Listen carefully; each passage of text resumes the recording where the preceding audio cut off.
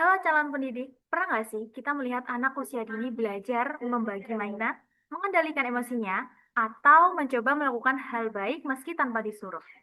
Nah, itulah bagaimana pentingnya dari perkembangan moral, motivasi, pengendalian diri, atau self-regulation pada anak usia dini. Nah, dalam video ini kita akan membahas lebih lanjut bagaimana sih cara anak usia dini belajar membedakan mana sih yang benar dan mana yang salah. Apa yang membuat mereka termotivasi untuk berperilaku baik, serta bagaimana cara mereka melatih mengatur emosi dan tindakan dalam kehidupan sehari-hari. Nah, mari kita belajar bersama bagaimana proses ini terjadi dan bagaimana cara kita sebagai calon pendidik dapat mendukungnya. Sebelum itu kita perkenalan dulu. Perkenalan dengan pemateri-pemateri di video ini. Yang pertama ada Kak Asa Hanifah, yang kedua ada Jihan Alfiana, dan yang ketiga ada Kak Latifah, dan yang keempat ada Rara Meike, saya sendiri, dan yang kelima ada Kak Saina Zuna, dan yang terakhir ada Kak Dian Pramudia. Oke, kita next ke pembahasannya. Yang pertama ada perkembangan moral anak. Oke, kita next ke pembahasan. Kita masuk dulu ke pengertian. Oke, pengertian dari perkembangan moral. Nah, di sini pengertiannya adalah proses anak memahami benar, salah, dan bertindak sesuai nilai yang dipelajari melalui pengalaman. Sebagai contoh nyatanya, anak usia dini belajar bahwa mengambil mainan temannya tanpa izin itu hal yang salah, karena dia diminta guru untuk mengembalikannya dan meminta maaf. Nah, ada beberapa faktor yang mempengaruhi. Yang pertama ada faktor kognitif. Faktor kognitif ini adalah faktor di mana tahapan anak melalui kemampuan berpikir. Pada tahapan ini, anak mulai memahami sebab akibat yang sederhana. Contoh nyatanya, anak usia dini usia 5 tahun itu tahu bahwa jika ia menuangkan air minum di lantai, temannya bisa terpeleset. Nah, maka ia bilang ke guru agar segera dibersihkan. Nah, untuk faktor yang kedua adalah emosi. Faktor emosi ini terdapat beberapa tahapan atau beberapa bagian. Yang pertama ada empati, rasa bersalah, dan simpati.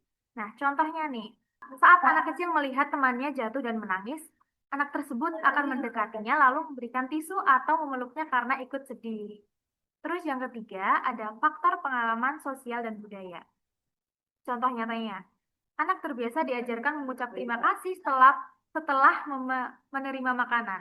Maka lama-kelamaan anak tersebut akan dengan terbiasa mengucapkannya ketika dia menerima sesuatu.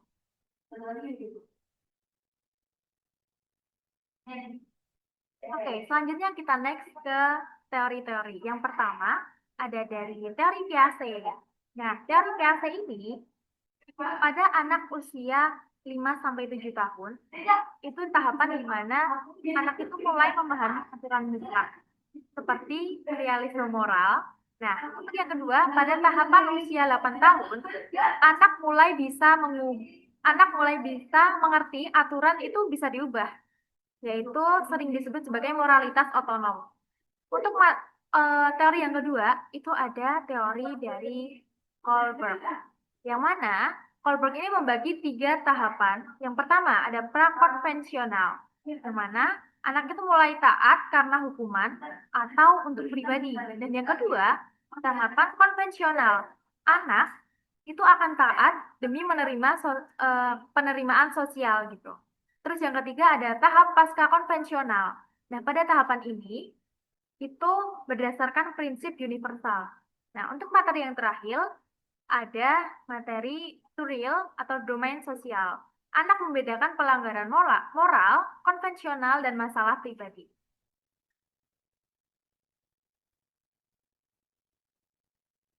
Nah, untuk selanjutnya ada peran emosi dan moralitas.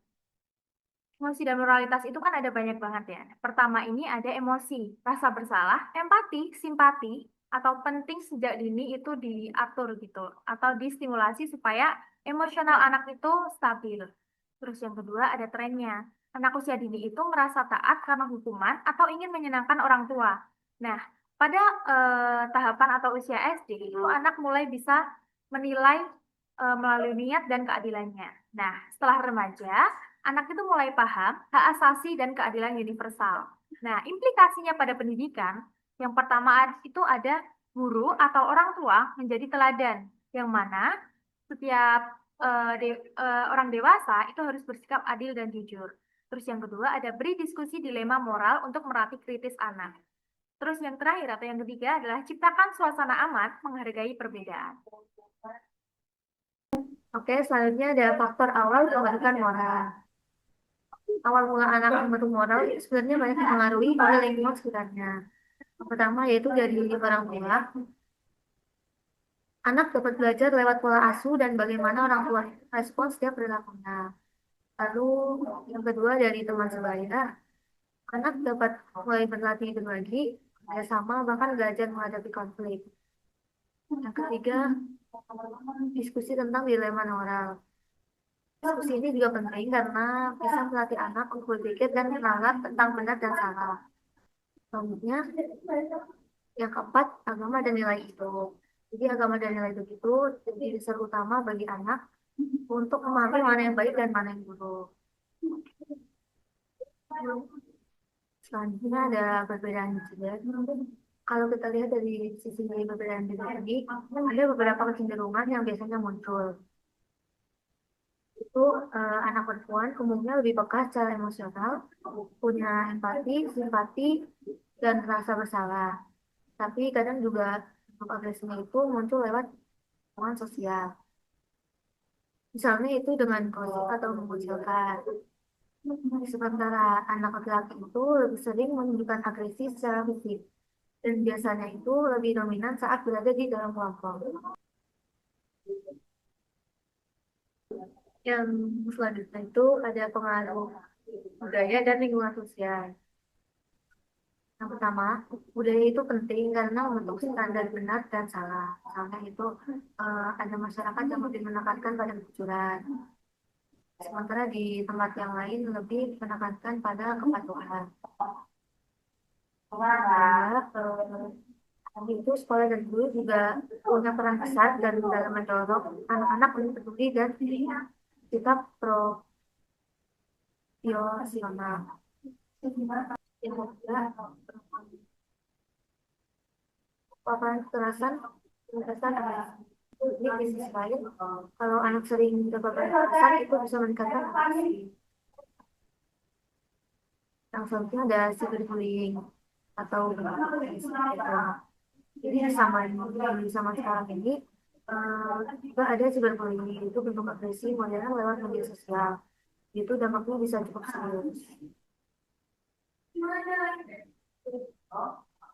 Selain dipengaruhi budaya dan lingkungan, perkembangan anak juga terlihat dari perilaku sosial, agresi, dan kelompok individualnya. Nomor satu itu ada sosial.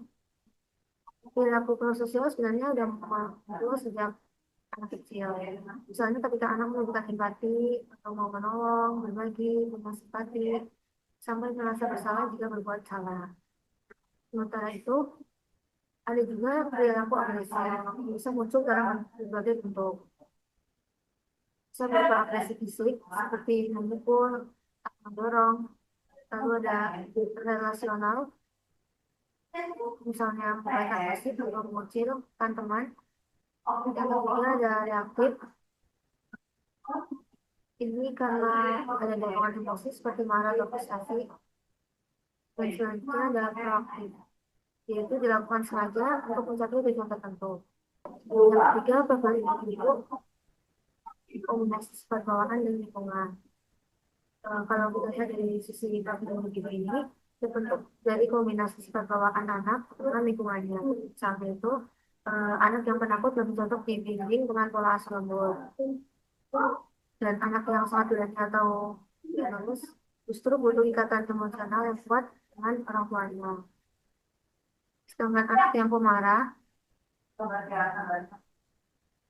dan tumbuh di lingkungan keras lebih berisiko menunjukkan perilaku yang agresif. Sekarang kita akan bahas mengenai perkembangan motivasi dan pengendalian diri pada anak. Nah, mari kita bahas dulu apa sih motivasi? Motivasi adalah dorongan yang membuat seorang anak mau melakukan sesuatu yang memberi arah dan membuatnya bertahan dalam kegiatan belajar. Selanjutnya, bahasa pengendalian diri.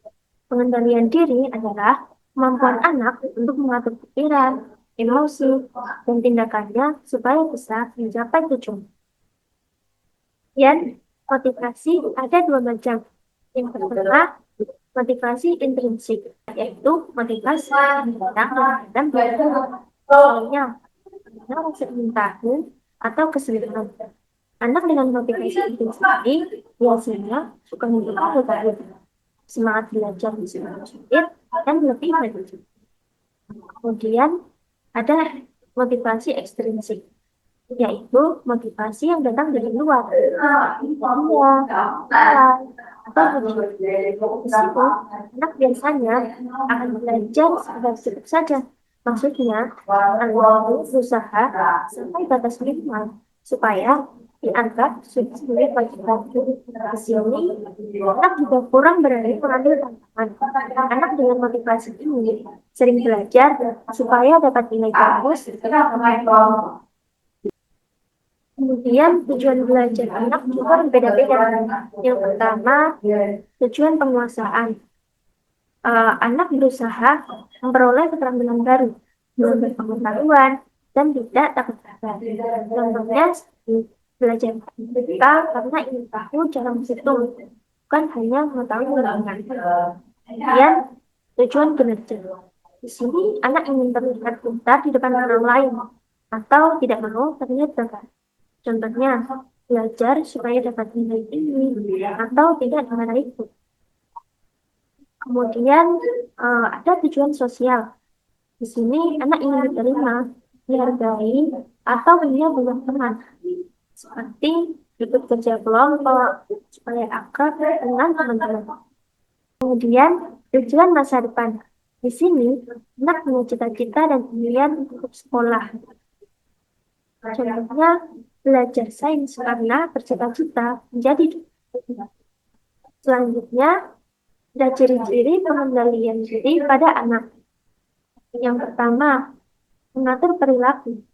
Anak yang punya pengendalian diri itu hidup tenang, mengikuti aturan, dan menyelesaikan tugas yang diberikan guru. Jadi, tidak mudah teralihkan berlari atau bermain saat kegiatan berlangsung. Kemudian yang kedua, mengatur emosi. Misalnya, ketika gagal dalam mengerjakan tugas, anak tetap tenang dan tidak mudah menyerah. Mereka belajar untuk bangkit lagi, marah-marah atau langsung berhenti. Kemudian yang ketiga, mengatur perhatian. Di sini bisa fokus pada meskipun ada gangguan. Misalnya, ada teman yang ribut di sampingnya, tapi dia tetap menyelesaikan pekerjaan. Kemudian yang keempat, menunda kesenangan. Anak dengan pengendalian mampu memilih belajar baru bermain. Nah, ini tuh menunjukkan kematangan karena mereka bisa menunda keinginan saat dari tujuan yang diinginkan. Kemudian, mengapa sih pengendalian diri itu penting? Karena dengan itu membantu anak akan belajar lebih mandiri, tekun dalam belajar, menumbuhkan rasa tanggung jawab, dan tentunya menjadi bekal untuk keberhasilan akademik maupun kehidupan sehari-hari.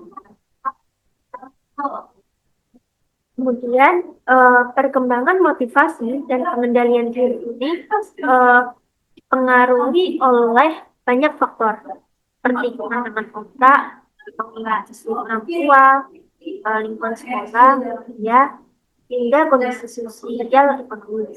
Nah, di sini guru dan orang tua punya peran besar dalam menentukan motivasi, sekaligus melatih pengendalian diri anak. Yang pertama, kita perlu menciptakan suasana belajar yang menyenangkan. Dalam suasana kelas penuh rasa ingin tahu, anak akan lebih semangat untuk belajar, bukan karena terpaksa. Kemudian yang kedua, anak saat gagal jangan hanya fokus pada nilai.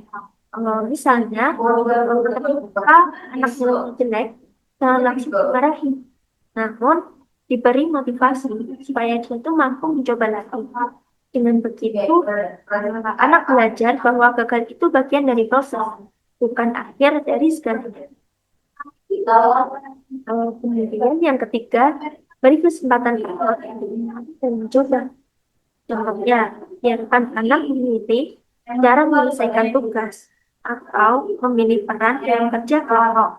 Hal ini melatih tanggung jawab sekaligus rasa percaya diri. Selanjutnya yang keempat, hubungan belajar dengan siapa. Anak-anak akan lebih mudah termotivasi kalau mereka merasa apa yang dipelajari itu dekat dengan kesehariannya. Misalnya, eh, belajar berhitung sambil berhitung jajanan atau belajar. Selanjutnya yaitu mendorong keterampilan prososial dan mengurangi agresi.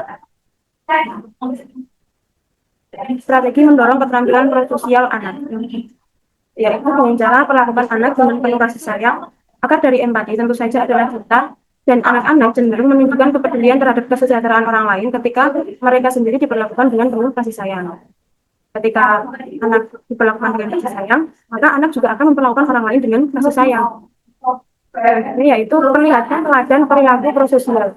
Ketika pendidik menunjukkan kasih sayang dan kepedulian terhadap orang lain, anak-anak kemungkinan besar akan meniru kualitas tersebut. Jadi, guru dan orang tua itu merupakan model bagi anak. Jadi, ketika guru dan orang tua menunjukkan perilaku yang memberikan teladan perilaku yang baik, menunjukkan kasih sayang dan kepedulian terhadap orang lain, maka anak kemungkinan besar akan meniru kualitas tersebut.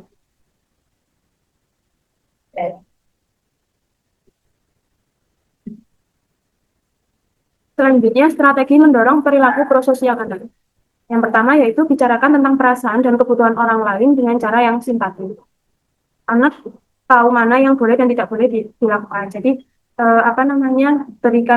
beritahu perasaan dan kebutuhan orang lain dengan cara yang simpatis. Misalkan di situ anak diberitahu bahwa temannya itu tidak boleh dicubit karena kalau dicubit itu akan sakit, nanti temannya sedih. Jadi bicarakan hal itu kepada anak. Jadi anak itu tahu apa yang mana yang boleh dilakukan dan mana yang tidak boleh dilakukan. Selanjutnya, nyatakan kepedulian Anda terhadap orang lain yang terluka dan libatkan anak-anak dalam membantu merawat individu tersebut. Misalnya membantu teman yang kesulitan. Ketika ada temannya yang kesulitan, anak diajarkan untuk membantu temannya yang sedang kesulitan. Misalkan dengan cara, ayo nak kita bantu teman kamu yang sedang kesulitan. Mungkin ada temannya yang sedang sakit, nah saya diajak untuk menjenguk seperti itu. Akui perbuatan baik anak-anak. Memberi pujian konkret atas sikap empati atau kerjasama. Jadi ketika anak sudah menerapkan rasa berempati atau mungkin kerjasama atau perilaku-perilaku yang baik, maka guru atau orang tua sebaiknya memberikan pujian seperti wah hebat sekali kamu sudah mau menolong teman kamu yang sedang kesulitan. Kemudian mintalah anak-anak mencari solusi untuk menyelesaikan dilema sosial dan moral.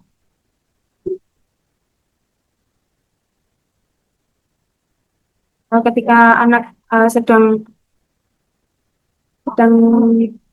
dalam dilema, anak-anak diminta untuk menyelesaikan untuk mencari solusi dengan sendirinya tanpa harus dipaksa atau mungkin didoktrin oleh guru atau orang tua. Kemudian berikan umpan balik yang konkret tentang perilaku sosial yang sesuai maupun tidak sesuai. Anak tahu mana yang boleh dan tidak boleh dilakukan. Jadi berikan batasan yang jelas kepada anak, mana yang boleh dia lakukan dan mana yang tidak boleh dia lakukan.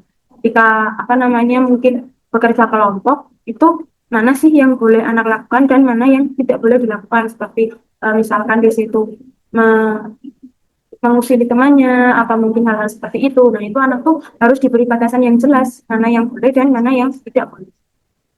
Selanjutnya, dorong anak-anak dan remaja untuk berpikir matang sebelum bertindak dalam situasi sosial yang jadi ketika dalam situasi sosial yang sulit, anak-anak itu diajarkan untuk berpikir matang sebelum bertindak. Ketika mengambil keputusan itu supaya benar-benar dipikirkan dulu, jangan hanya asal bertindak.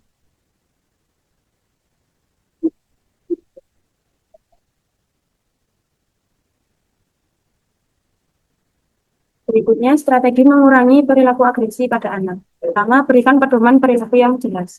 diberikan pedoman perilaku batasan-batasan yang harus dipatuhi oleh anak dengan jelas. Yang kedua, labeli perilaku yang sesuai ketika itu terjadi. Ketika perilaku yang sesuai itu terjadi, ketika anak melakukan sesuatu hal sesuai dengan yang sudah diberikan contoh oleh orang tua atau gurunya, maka guru atau orang tua hendaknya melabeli perilaku itu agar selalu diterapkan oleh si anak. Kemudian integrasikan kesempatan untuk peduli terhadap orang lain ke dalam kurikulum. Jadi uh, terus apa kesempatan untuk peduli terhadap orang lain itu tidak hanya diajarkan di luar lingkungan sekolah, tetapi juga dimasukkan ke dalam kurikulum di sekolah. Selanjutnya, rencanakan aktivitas kooperatif. Anak-anak bisa diajak untuk melakukan aktivitas berkelompok, sehingga anak bisa mengembangkan kemampuan prososialnya, tidak hanya kegiatan individu, tetapi juga ada kegiatan berkelompok. Selanjutnya, dokumentasikan keadaan perilaku agresif anak. Ketika anak melakukan perilaku yang agresif, guru atau orang tua bisa mendokumentasikan hal itu agar anak bisa mengetahui apa yang harus dia benahi agar tidak melakukan itu lagi. Kemudian kembangkan kemampuan yang tertunda pada anak yang sangat agresif. Setelah perilaku agresif pada anak bisa dikurangi, maka kembangkan kemampuan yang lain pada anak. Kemampuan dalam bekerja sama, kemampuan dalam berempati, dan lain-lain. Kembangkan program mediasi sebaya. Untuk mengurangi perilaku agresif pada anak, bisa dengan mengembangkan program mediasi sebaya. Jadi antara anak yang satu dengan yang lainnya saling saling berkelompok, dan kalau seandainya ada konflik bisa diselesaikan dengan mediasi.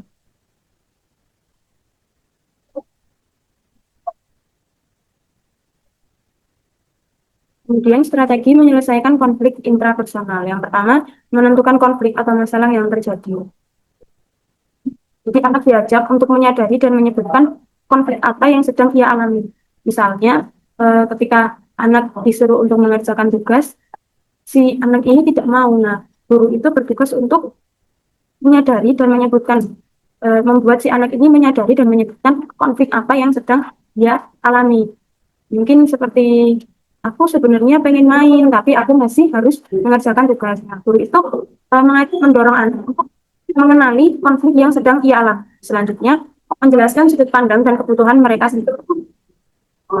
Guru atau orang tua bisa menjelaskan kepada anak bahwa anak perlu belajar mengungkapkan perasaan dan kebutuhannya, seperti aku capek belajar terus, aku butuh istirahat. Jadi ketika anak merasa capek belajar terus atau mungkin sedang malas melaksanakan tugas, nah guru itu bisa atau orang tua bisa menjelaskan, mendorong anak untuk mengungkapkan perasaan dan kebutuhannya.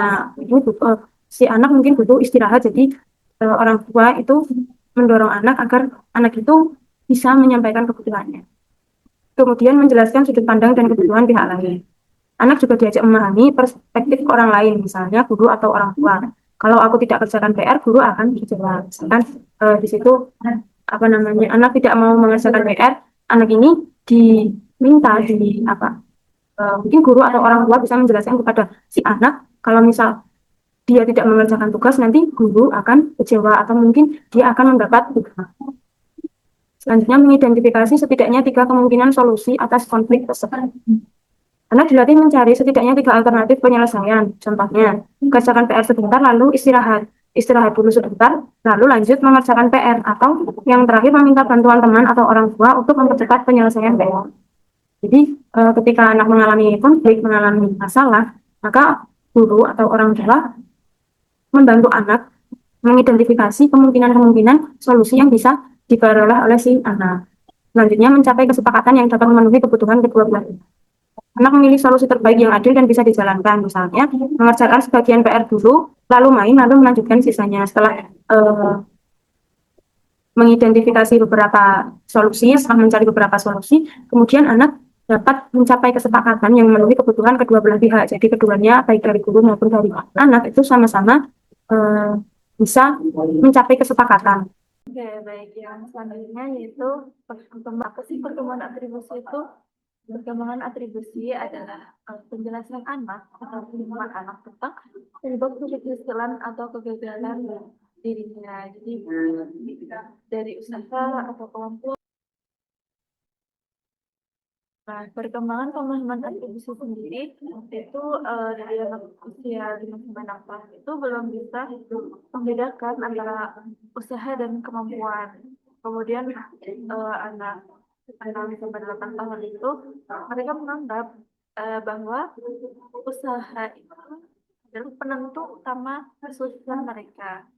Kemudian usia 9 tahun itu anak lebih memahami bahwa usaha dan kemampuan itu saling mengimbangi.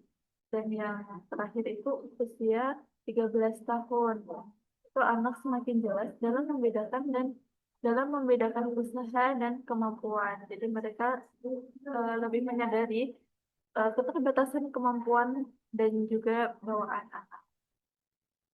Pengaruh lingkungan dan orang lain. Pemahaman atribusi itu pengaruh atribusi sendiri itu dapat dipengaruhi oleh lingkungan dan orang lain. Jadi misalnya eh, orang dewasa itu biasanya lebih simpati jika gagal karena faktor luar, misalkan sakit atau eh, anak atau orang dewasa itu marah ketika gagal karena malas. Terus yang selanjutnya, ketika anak itu dipuji, wah kerja keras itu bukan hasil. Nah, seperti itu anak itu dapat memahami, dapat menyimpulkan bahwa eh, atribusinya itu, oh aku melakukan ini karena usahaku, gitu. Kemudian kalau misalnya dipuji, seperti, wah kamu pintar sekali, itu anak tapi bahwa apa yang dilakukan itu karena kemampuan bawaan diri. Kemudian eh, rasa kasihan itu ketika anak dikasihan itu mereka akan merasa bahwa kemampuannya rendah dan merencanakan motivasi diri ya. Dan yang terakhir itu tujuan berlebihan pada tugas yang mudah. Jadi ketika anak itu terlalu berlebihan bagi tugas yang menurut dia itu mudah, dan itu mereka akan eh, kehilangan kepercayaan diri. Nah, yang selanjutnya adalah bioekologi motivasi. Bioekologi motivasi sendiri itu pendekatan yang melihat motivasi anak itu sebagai interaksi hasil dari interaksi dirinya pribadi seperti biologis, psikologis, dan temperamen dengan faktor lingkungan di sekitarnya. Jadi seperti keluarga, sekolah, maupun masyarakat yang membentuk cara anak itu dalam berusaha, dalam menetapkan tujuan, serta menafsirkan keberhasilan dan kegagalan. Yang mempengaruhi karakteristik pribadi sendiri itu ada kematangan dan pengembangan. Jadi eh, pemahaman pemahaman kematangan pemahaman anak itu dapat mempengaruhi yang dianggap menyenangkan. Yang seperti yang permanen itu hal itu dapat mempengaruhi rasa ingin tahu anak dan keterlibatan siswanya. Kemudian berikutnya adalah ADHD. Itu ketika anak itu sulit untuk menanggapi kepuasan. Dan yang kelima yaitu disabilitas fisik. Nah, itu rasa kemandirian berkurang. Dan terakhir itu disabilitas kognitif. Itu rentan pada ketidakberdayaan anak itu, maaf, rentan pada ketidakberdayaan yang dipelajari.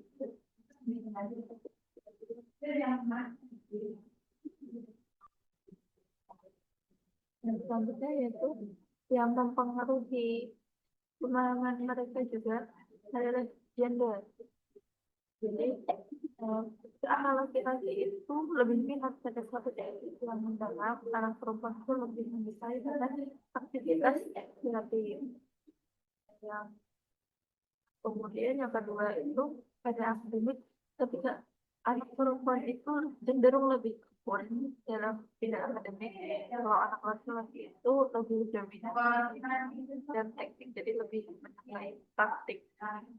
Begitu. Yang ketiga itu self efficacy.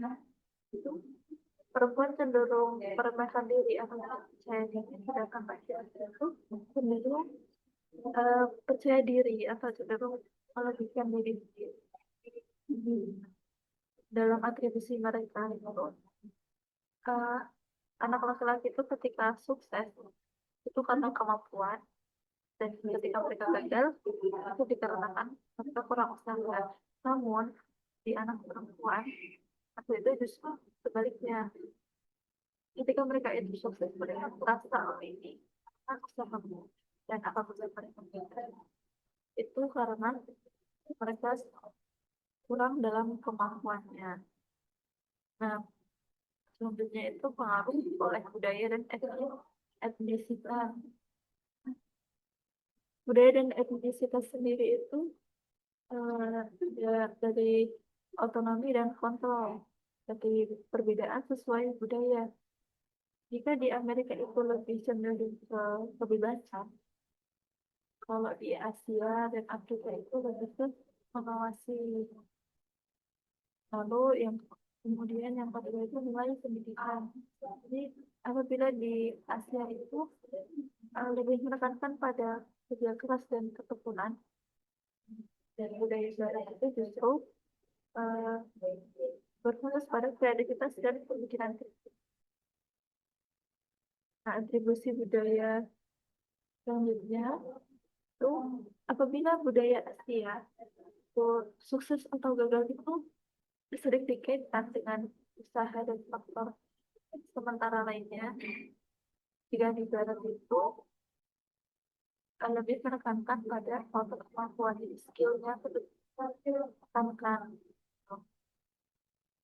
Kemudian ada tantangan etnisitas dan yang terakhir ada tujuan karir. Nah, karena pengaruh budaya studi itu sangat berbeda antara komunitas yang menentukan tujuan karir yang berbeda juga.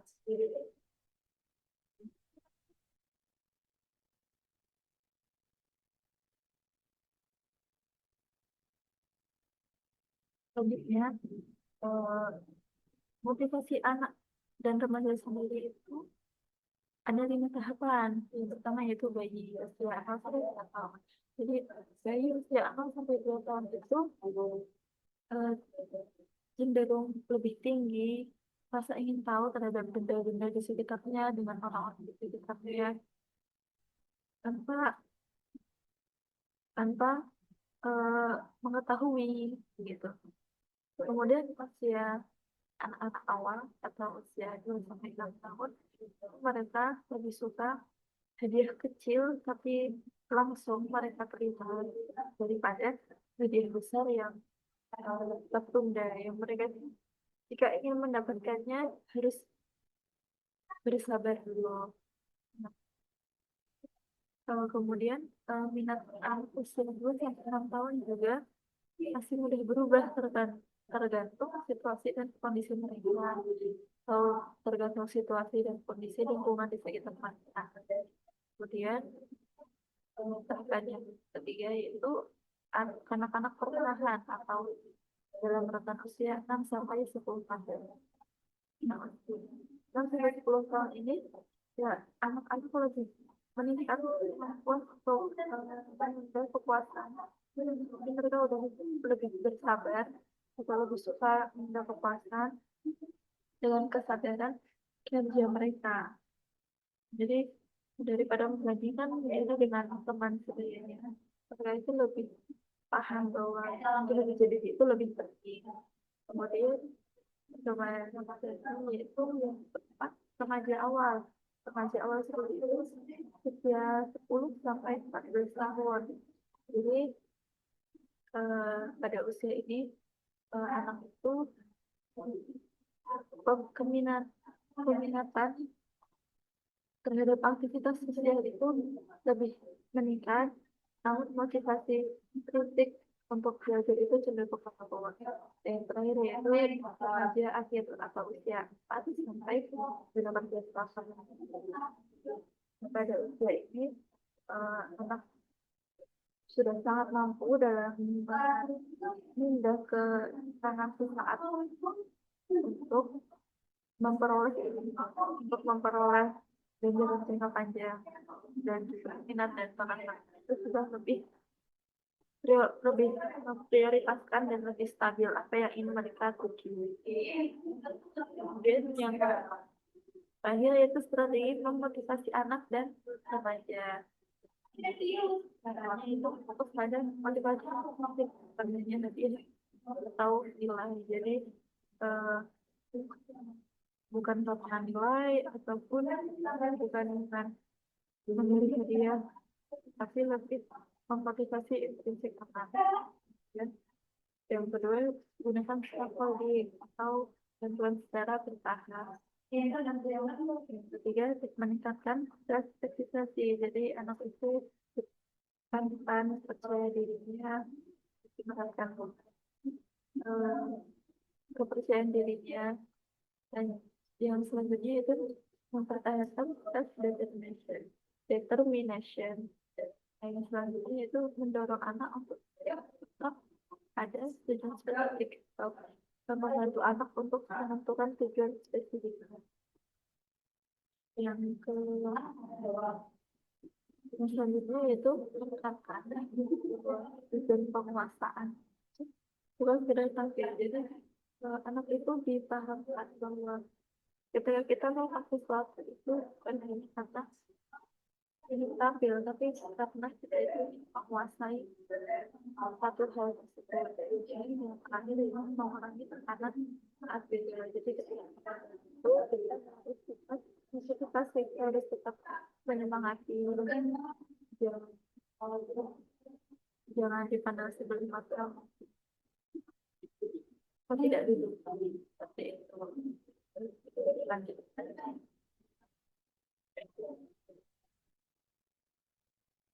Perkembangan dan praktik. Perkembangan dan praktik itu sendiri itu bagaimana praktiknya dalam membantu anak mencapai tujuan sosial. Itu yang pertama menunjukkan pendidikan dan penghargaan. Kemudian bencana kapasitas berbasis sosial. Yang ketiga itu kan berusaha untuk kepentingan bersama. Kemudian mengajarkan anak strategi menentukan diri yang kelima memberi pujian pribadi, menghindari memperlakukan di depan temannya dan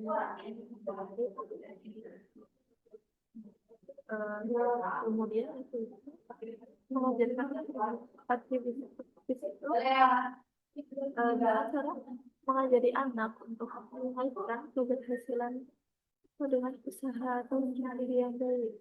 Dan apabila dan sebuah kegagalan itu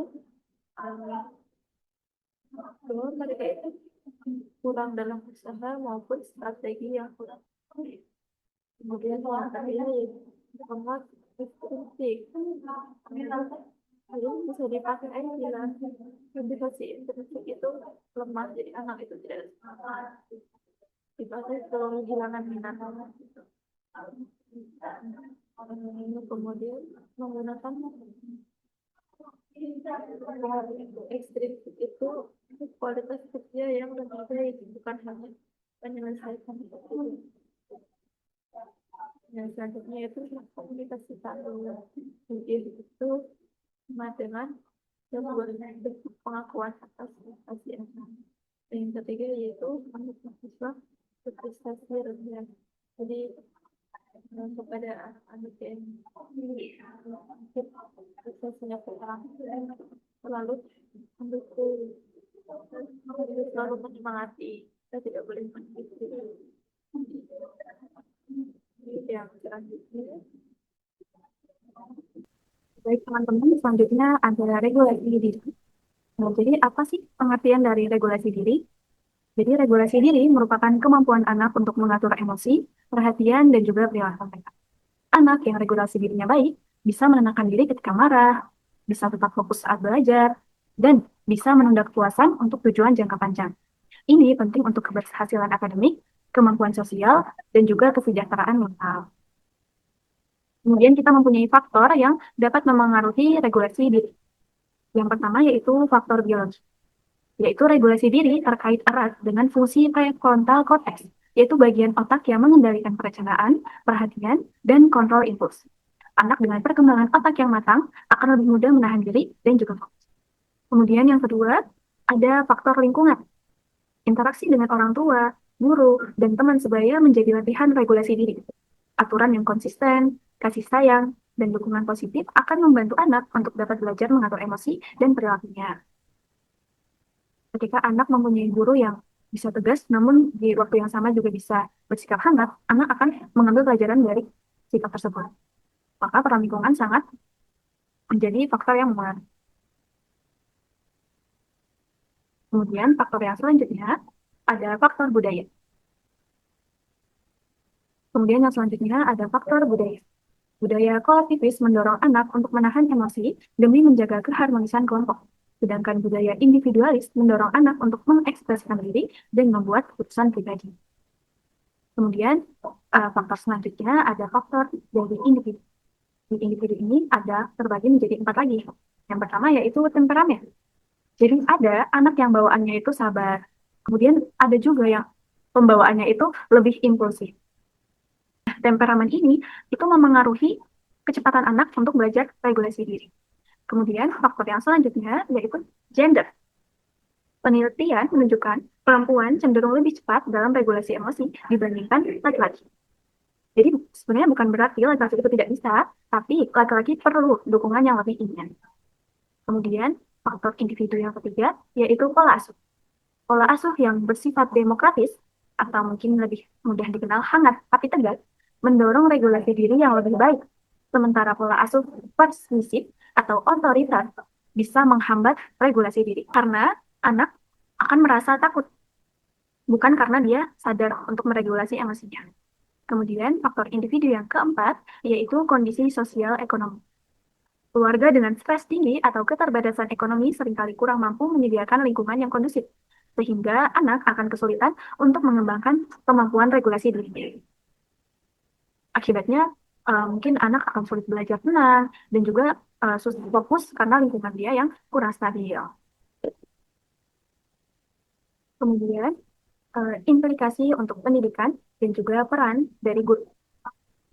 Yang pertama, yaitu menetapkan aturan jelas dan juga konsisten, sehingga anak dapat belajar untuk mengontrol diri melalui struktur kelas yang teratur. Kemudian yang kedua, mengajarkan strategi konflik. Guru dapat melatih anak untuk menenangkan diri, mengalihkan perhatian, dan juga belajar mengatur jadwal. Kemudian yang ketiga, mendorong kemandirian belajar, yaitu dengan memberi kesempatan anak untuk menetapkan tujuannya sendiri, merencanakan langkah, juga menilai hasil kerjanya sendiri. Kemudian yang keempat, menjadi teladan.